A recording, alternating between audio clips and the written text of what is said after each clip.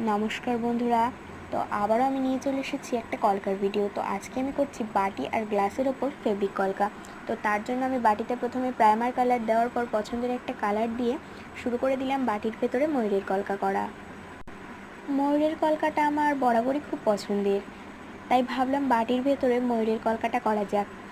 আর বিশেষত কলকা করার আগে যদি আমরা সেটা রুল পেন্সিল দিয়ে প্রথমে এঁকে নিই তাহলে সেটা অনেকটা সুন্দর হয়, কারণ কলকা আমাদের অনেক সময় বাঁকা হয়ে যায়।